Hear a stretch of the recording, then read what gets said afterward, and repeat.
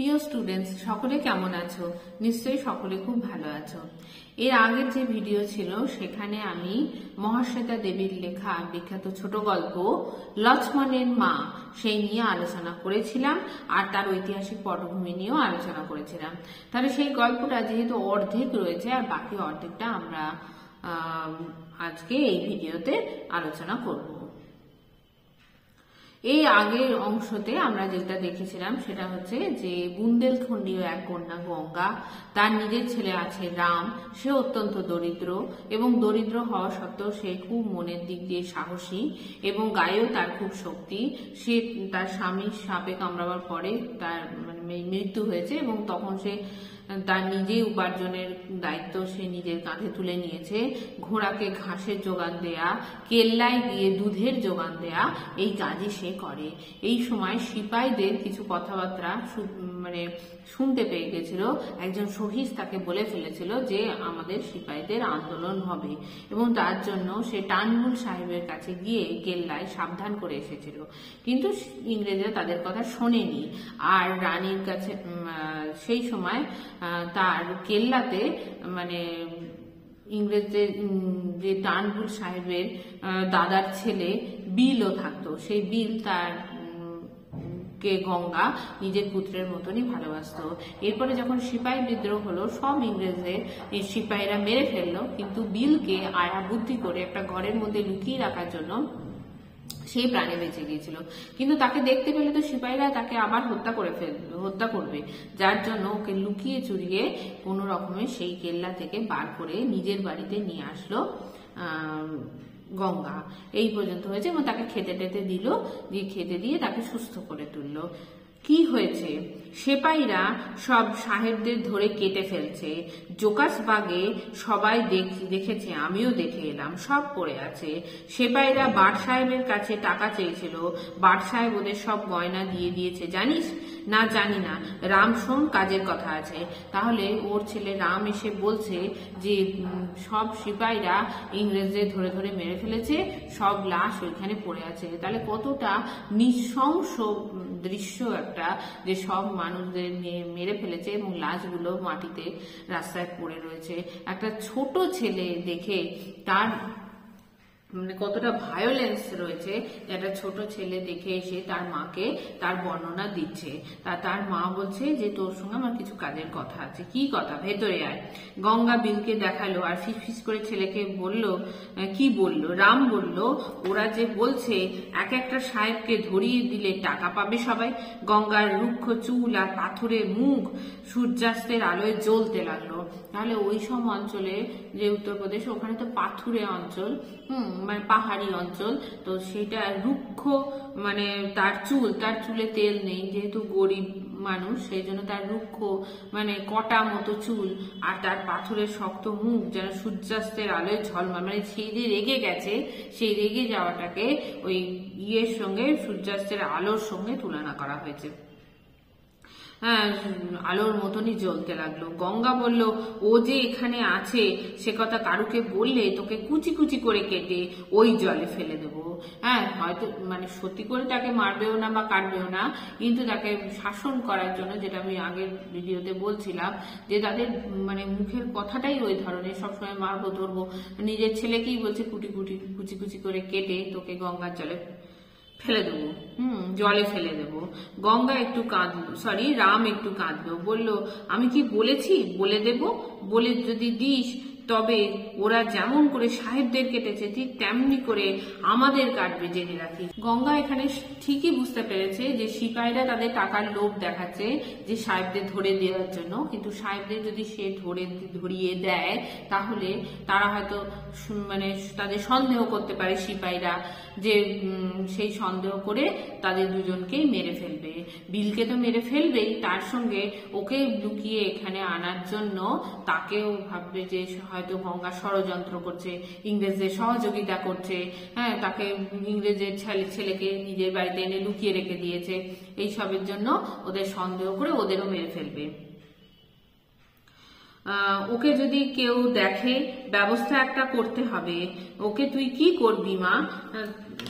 এখন প্রাণটা তো বাঁচাই, এনে যখন ফেলেছি তোর বাবার ঘোড়াটা আনতে পারিস পিসির কাছ থেকে।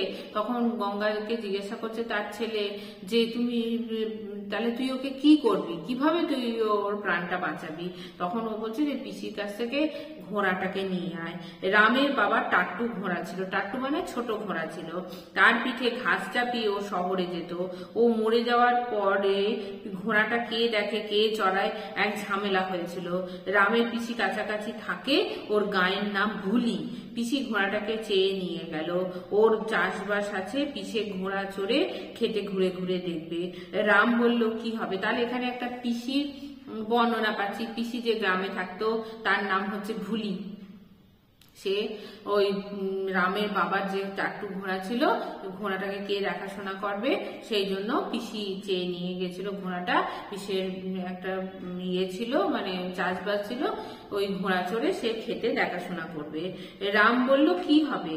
আবার ঘাস বেচবে, আবার ঘাস বেচবো, তুই নিয়ে আয়। তোর ঘোড়াটাকে পিসি যেন কি বলে, তোর জ্যাঠার নাম ভর্তুয়া, ঘোড়ার নাম হলো ভর্তুয়া। তাহলে ওখানে আমরা পড়েছিলাম যে রানীর ঘোড়ার নাম সারেঙ্গি আর এর ঘোড়ার নাম হচ্ছে গঙ্গার ঘোড়ার নাম ভর্তুয়া। তোর বাবা বেজায় গুমার আর রাগী ছিল, তো দাদার সঙ্গে ঝগড়া ছিল খুব, তাই দাদাকে জব্দ করবে বলে রামজির তিসরা ভাইয়ের নাম রেখেছিল ঘোড়াটার। হ্যাঁ, রাম গিয়ে ঘোড়াটা নিয়ে এলো, বলল পিসি খুব রাগ করলো মা, বলল তোদের ঝাঁসিতে বলওয়া লেগে গেল, মানে বিদ্রোহ লেগে গেল, আমাদের ভুলিতে যদি লেগে যায়, মানে ওই গ্রামেও যদি বিদ্রোহ লেগে যায়, ঘোড়াটা থাকলে আমাদের সুবিধে হতো খানিকটা। তা পিসি বলছে যে ঘোড়াটা থাকলে তো আমাদের সুবিধে হতো, তোদের তো ওখানে বিদ্রোহ লেগে গেছে, আমাদের ভুলি গ্রামেও যদি বিদ্রোহ লেগে যায় সেই জন্য আহা আমার ঘোড়া ওকে সুবিধের জন্য ছেড়ে দেব। ওরে তুমি রে রং এনেছিস, রং বলছে তুমি যেন আমার কত আপনার লোক যে আমার ঘোড়া ওকে আমি সারা জীবনের মতো ওকেই দিয়ে দেবো, সেটাই বলছে। তা এবার বলছে তুই কি রং এনেছিস?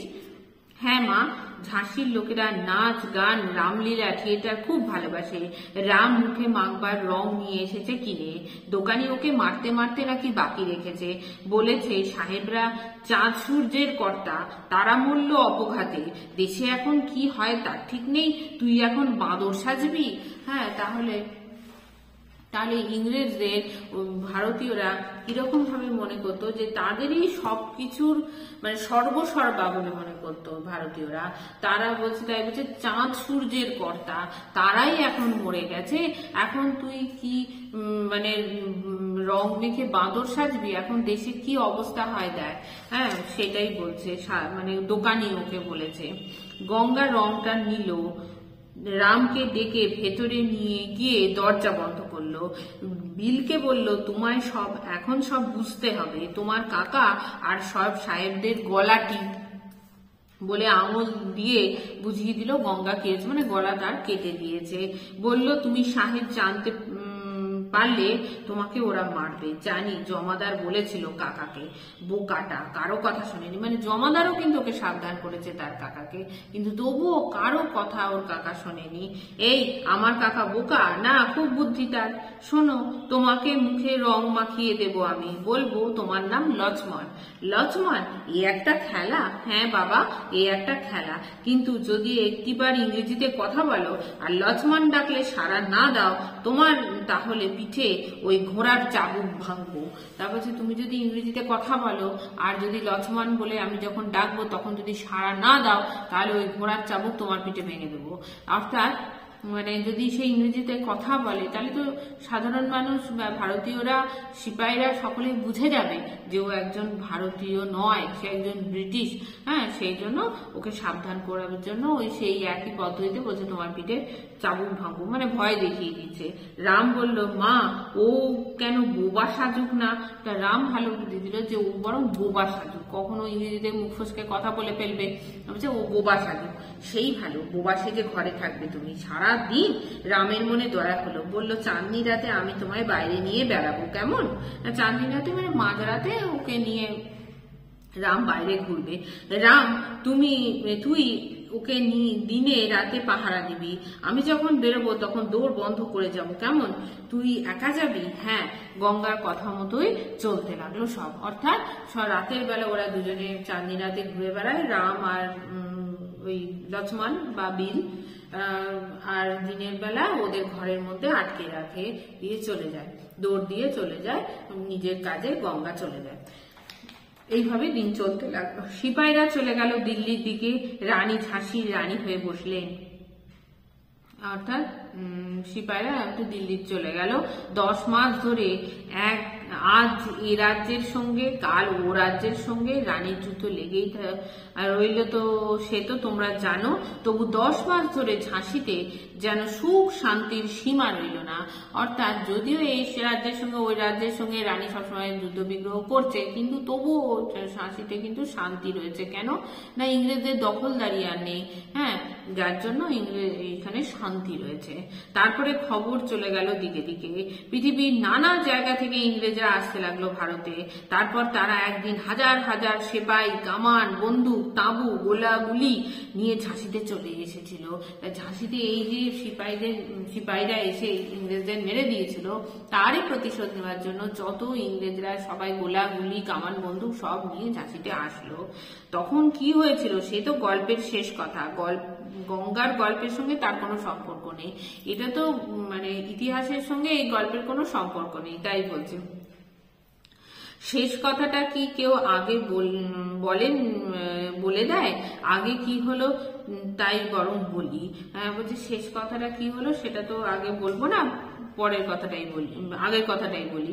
শোনা গেল গঙ্গার ছেলের কি যেন অসুখ হয়েছে, দিন রাত ঘরে থাকে আর একটু আধটু গায়ে দোয়ে।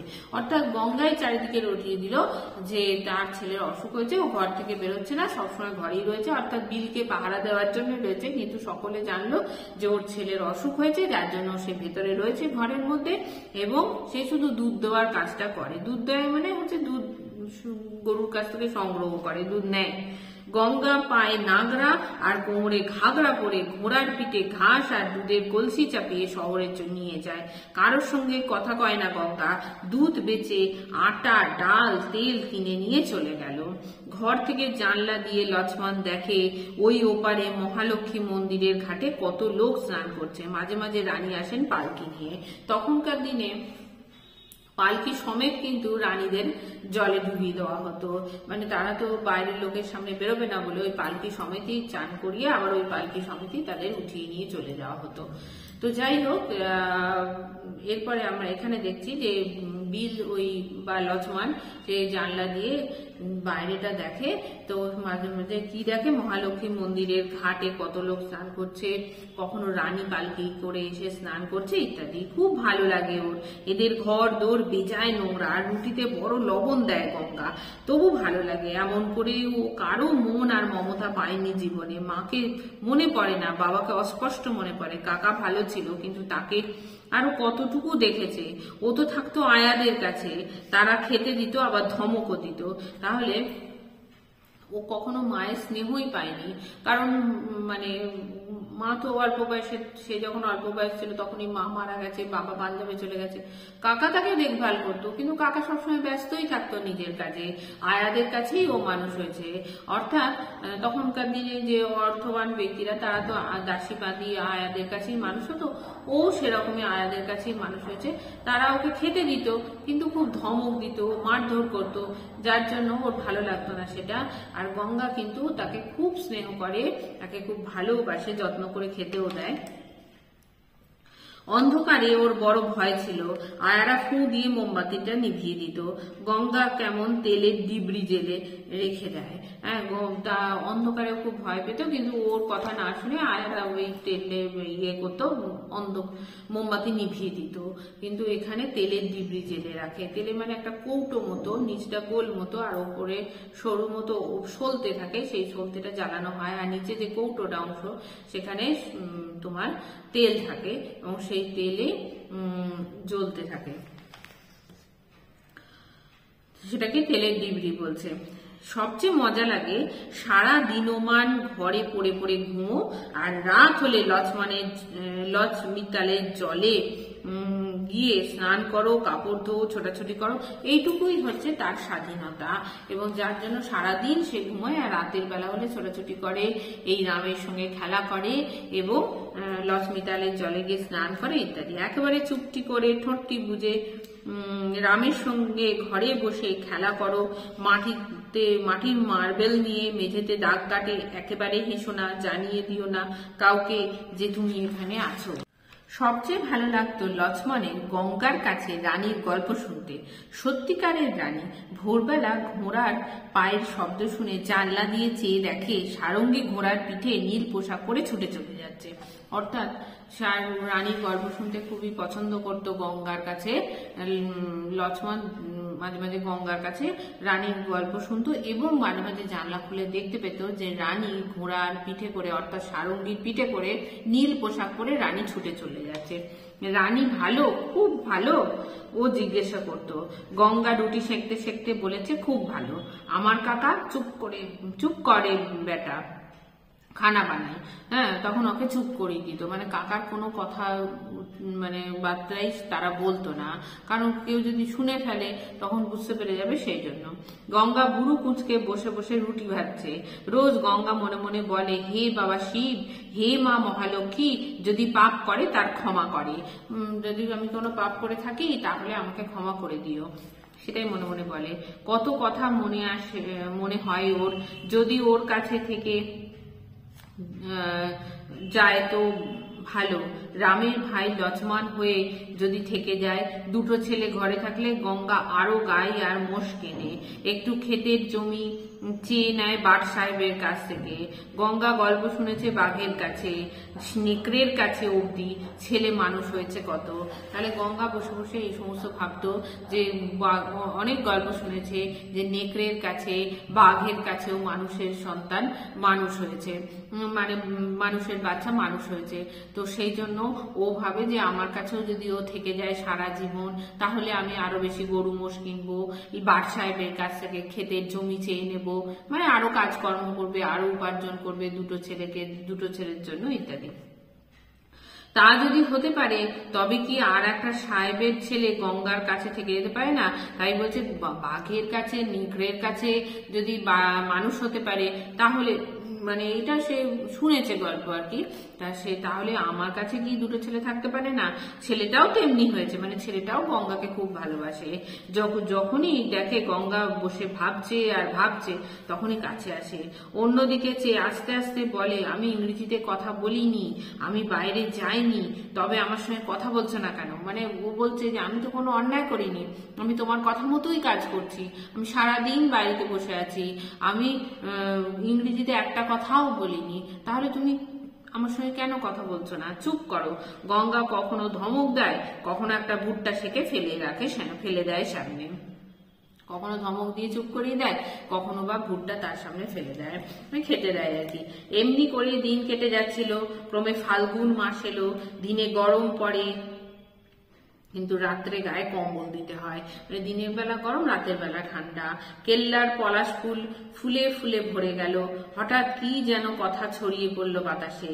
দলে দলে লোক শহরের ভেতরে আসতে লাগলো, গ্রাম থেকে মানুষ সরে যেতে লাগলো। কি হয়েছে? ইংরেজরা আসছে, তারা বাট সাহেবকে ফাঁসি দেবে, তারা ঝাঁসির প্রতিটি মানুষকে মেরে ফেলবে। সেই যে ইংরেজদের মেরে রেখে সিপাহীরা চলে গিয়েছিল, হবে তারই প্রতিশোধ। তাহলে ইংরেজদের মেরে রেখে বা সাহেবদের মেরে রেখে সিপাহীরা দিল্লিতে চলে গিয়েছিল, তারই প্রতিশোধ নিতে এবার ইংরেজরা আসছে। এবং সেটাই চারিদিকে খবর মানে রটে গেল, এবং সাধারণ মানুষকেও নাকি, ঝাঁসির প্রত্যেকটা মানুষকেও নাকি তারা মেরে ফেলবে, এবং যার জন্য সকলে তখন গ্রাম ছেড়ে শহরে পালাতে লাগলো। শুনে বুড়ো বুড়ো বুন্দেলা, রাজপুত, আফগান, পাঠান আর মকরানি সাহেবদের যে কি আনন্দ তা যদি দেখতে। যাদের দাঁত পড়ে গেছে তারা হা হা করে হেসে বলল, এতদিনে যুদ্ধ করার একটা সুযোগ পাওয়া গেল। তাহলে তার আগে তো এই রাজপুত, আফগান, পাঠান, মকরানি এরা সকলে খুব মানে যুদ্ধপ্রিয়, খুবই শক্তিশালী জাতি, যার জন্য ওরা মানে অনেকদিন যুদ্ধ হয়নি, তার জন্য যুদ্ধ দেখবে বলে ওরা খুব খুশি হয়ে বললো যে এতদিনে এবার যুদ্ধ দেখা যাবে। রানীকে ভয় দেখানো অমনি চারটিখানি কি কথা, কেল্লার উপরে টকটকে লাল একটা নিশানা উড়িয়ে দিয়ে রানী যুদ্ধের জোগাড়ে ব্যস্ত হয়ে পড়লেন। তারপর কি হলো বলবো না।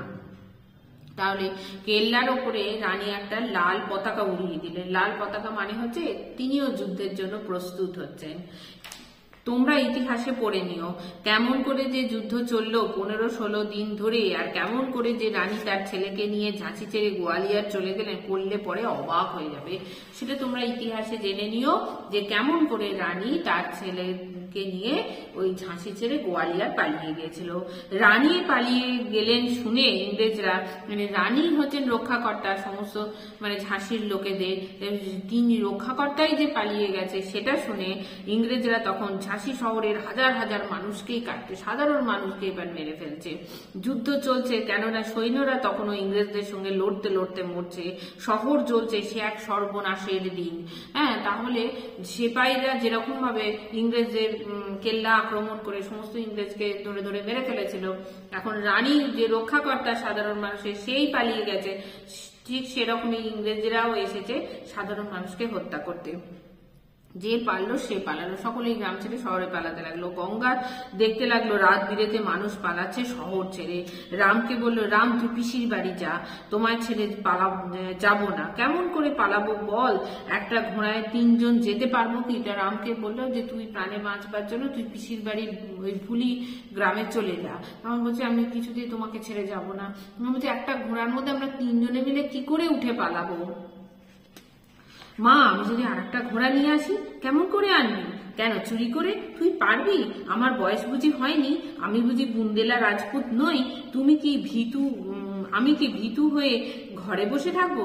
তাহলে এখানে দেখা যাচ্ছে রামও খুবই সাহসী, সে বলছে যে আমিও তো একজন রাজপুত, আমি বুন্দেলা রাজপুত, আমি ভীতু? আমি কি ঘরে সারাদিন বসে থাকবো? আমি ওই চুরি করেই একটা ঘোড়া নিয়ে আসবো। রাম চলে গেল ঘোড়া আনতে। 13 বছরের ছেলে, মাথার চুলগুলো কোকড়া, একটু কটা, ময়লা গায়ে লাল রঙের জামা আর কালো পাজামা পরনে, পায়ে মোটা নাগরা। তাহলে রাম যখন চলে যাচ্ছে বাড়ি ছেড়ে, তখন যে বর্ণনাটা আমরা পাই সেটা তোমাদের মনে রাখতে হবে। গঙ্গা পেরিয়ে গিয়ে একটু দূরে শহরের পথের ধারে দাঁড়িয়ে রইল। ভান্ডির দরজা দিয়ে রানী পালিয়েছে, তাই ওরা পাথর দিয়ে ভান্ডির দরজা বন্ধ করে দিচ্ছে। শহরের এতগুলো দরজা সবগুলি বুঝি বন্ধ, কিন্তু কেল্লা আর শহর ঘেরা পাঁচিল ভেঙে গেছে কামানে। ফাটল দিয়ে মানুষ বেরোচ্ছে তো বেরোচ্ছে। ঝাঁসি শহরে কি এত মানুষও ছিল? মানে সব ভান্ডির দরজা দিয়ে যেহেতু রানী পালিয়েছে, অন্যান্য শহরের সব দরজাগুলো ইংরেজরা বন্ধ করে দিয়েছে, ওইখান দিয়ে ফাটল দিয়েই সব মানুষেরা পালিয়ে যাচ্ছে। এখন গঙ্গার বুকের ভেতরটা ঢিপ ঢিপ করতে লাগলো। কেন না, নিজের ছেলেকে বিপদের মুখে ফেলে দিয়েছে। একাই সে পিসির মানে আর পিসি না, আর একাই সে ওকে ঘোড়ার জোগাড় করে আনতে বলেছে। মাগো ও তো কাছেও যায়নি, ওর মধ্যে রাম গেল কেন? ও যেতে দিল কেন? এই দেখো কত চেনা চেনা মুখ। তাহলে সে কিন্তু ওই যেখানে সংগ্রাম হচ্ছে সেই একবারও সেই বিপদের মুখে নিজে যায়নি। গঙ্গা কিন্তু একবারও সেইখানে সেই যেখানে সংগ্রাম হচ্ছে সেখানে যায়নি, অথচ সে তার ছেলেকে সেই বিপদের মধ্যে ফেলে দিয়েছে। এবং সে যখন রাম বলেছে যে আমি একটা ঘোড়ার ব্যবস্থা করে আনতে পারবো, তখন সে রাজি হয়ে গেছে, ওকে পাঠিয়ে দিয়েছে সেখানে। সেই যে জন্যই তার বুকের ভেতরটা ঢিপ ঢিপ করতে লাগলো, একটা অজানা আশঙ্কা তার মনে কাজ করতে লাগলো। হ্যাঁ রে, তোদের কি এত গাইমোষ ছিল? কি যে বলো গঙ্গামাসি, এখন কোনটা কার কে হিসেব করে? খুব লুট চলেছে বুঝি? গিয়ে দেখে এসো একবার। যাবো? গরিবের আবার বিপদ কি বাবা? লুট হচ্ছে হালুয়াই পুরা আর কোষ্ঠী পুরায় বড় লোকদের পাড়ায়। রানীমহলটা আর নেই গো, তুমি দাঁড়িয়ে কেন? তুমি পালাবে না? তাহলে যাকে জিজ্ঞাসা করছে সে বলছে যে এই বিপদের সময় তুমি কেন দাঁড়িয়ে আছো? তো গঙ্গাকে বলছে যে তুমিও এখান থেকে পালো, আমরা তো সবাই এখান থেকে পালাচ্ছি।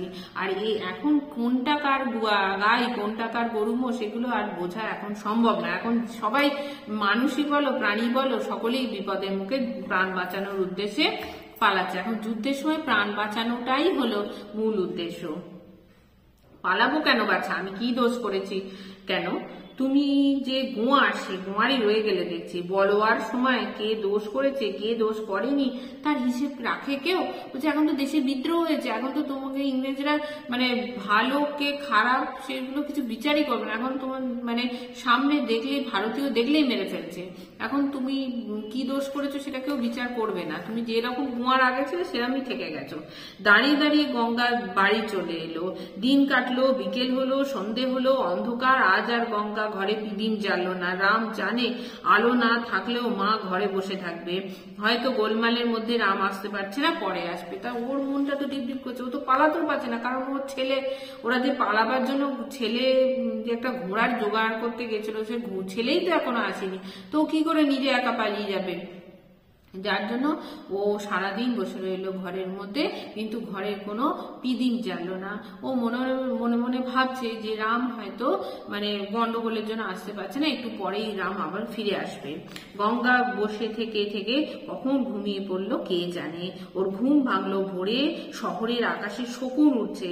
গঙ্গা যেন কি বুঝতে পারলো, ঘরে এসে ও লক্ষ্মণকে ডেকে তুললো। তখন ও বুঝতে পারলো কিছু একটা মানে অজানা আশঙ্কা সে করতে পারলো, যার জন্য সে ঘরে এসে, লক্ষ্মণ ঘুমোচ্ছিল, ওকে ডেকে তুললো। লক্ষ্মণ তো অবাক, আজ গঙ্গার মুখে কথা নেই, ধমক নেই, চোখ দিয়ে শুধু অল্প অল্প জল পড়ছে আর ঠোঁট কামড়াচ্ছে গঙ্গা। গঙ্গা ওকে নাওয়ালো, গায়ের রং তুললো, তারপর ওকে ওর আগেকার প্যান্ট শার্ট পরালো, শুধু জুতোটা ওর পায়ে হলো না। তাহলে লক্ষ্মণ গঙ্গাকে দেখে, গঙ্গার এই রূপ দেখে অবাক হয়ে গেল। আর বকা ঝকা ধমকানো কিচ্ছু করছে না, শুধু শুধু চোখ দিয়ে অল্প অল্প জল পড়ছে আর ঠোঁট কামড়াচ্ছে কারণ অপরাধ বোধে সে কেন তার ছেলে রামকে পাঠিয়ে দিল, ওই বিপদের মুখে কেন তাকে ঠেলে দিল, সেই অপরাধ বোধেই সে ঠোঁট কামড়াচ্ছে। এরপরে সে লক্ষ্মণকে নাওয়ালো কেন না, তার মুখে যে সবসময় রং, কালো রং লাগিয়ে রাখতো, সেই রংটা তোলাবার জন্য ওকে নাওয়ালো। নাইয়ে তারপরে ওকে আগে যে জামা প্যান্ট পরে এসেছিল, জামা শার্ট, সেগুলো পরালো, কিন্তু জুতোটা ওর পায়ে হলো না, কারণ জুতোটা ওর পাটা মানে বিল এখন বড় হয়ে গেছে, যার জন্য জুতোটা হলো না। গলায় রূপোর সেই কাঠিটা কোথায় গেল বিল? তুমি আমায় বিল বলছো? তুমি যে নিজের লোকের কাছে যাচ্ছ, সেই কাঠিটা, কাঠি মানে গলায় একটা ক্রস চিহ্ন ওর ছিল, এই ক্রসটা কোথায় গেল জিজ্ঞাসা করছে। আমি তো জানি না, রাম আর আমি নিয়ে খেলছিলাম কাল, রাম বুঝি জেবে লুকিয়ে রেখেছে। জেব মানে পকেট, তা বলছে যে রাম আর আমি দুজনে মিলে খেলছিলাম, তো রামের পকেটেই হয়তো ওই ক্রসটা রয়ে গেছে। রামের পকেটে? গঙ্গার বুকের মধ্যে কে যেন কামান দেগে দিল। বলছে রামের পকেটে ওই রকম ক্রস চিহ্ন, মানে আর তার বুকের মধ্যে কে যেন কামান দিল, অর্থাৎ সে আরো ভীত হয়ে পড়লো। তখন সে ওর লুকোবার দান, তখন যে ওর লুকোবার দান ছিল, হ্যাঁ, তখন সেই জন্য ওর পকেটেই থেকে গেছে। রামের পকেটে? সত্যি বলছি। ঠিক আছে, ঘোড়ার পিঠে বসো। বেতো টাট্টুটার ওপরে বিল বসলো। গঙ্গা ঘোড়ার লাগাম ধরে লক্ষ্মীতাল ঘুরে ঘুরে সেই দক্ষিণ দিকে যেখানে হিউরোজের তাঁবু, সেদিকে গেল। কাছে যেতে কি পারে, তো শুধু সেপাইয়ে ভরা। তবে গঙ্গা ও এখন এমন মাথা উঁচু করে হেঁটে হেঁটে এলো যে কেউই মনে করতে পারলো না যে ও একজন অপরাধী। ওর মুখে চোখে ভয়ের চিহ্ন মাত্র নেই। তাহলে ওর মুখে চোখে কোনো ভয়ের চিহ্ন মাত্র ছিল না। ওখানে যদিও হিউরোজ সাহেবের কাছে যদিও ওখানে মানে অনেক সিপাহীরা ছিল, অনেক মানে তার যে সমস্ত লোক মানে সিপাহীরা চারিদিকে ভর্তি ছিল, কিন্তু তাও আস্তে আস্তে করে ও অগ্রসর হলো গঙ্গা। সবচেয়ে বড় সাহেব কই? কুমেদান সাহেব কই? কুমেদান মানে কমান্ডার। গঙ্গাকে ওরা সবচেয়ে বড় সাহেবের কাছে নিয়ে গেল। তুমি হিন্দি বোঝো? গঙ্গা জিজ্ঞাসা করলো। দোভাষী বলল আমি বুঝিয়ে দেব। গঙ্গা বলল এ হলো গে যে রেভিনিউ সাহেব ছিল, তার ভাইপো বিল।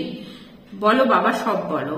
হ্যাঁ, তখন ও গঙ্গা তার মানে বিলের পরিচয় ওদের সঙ্গে করিয়ে দিল এবং বলল যে রেভিনিউ সাহেব মারা গেছে, তার ভাইপো বিল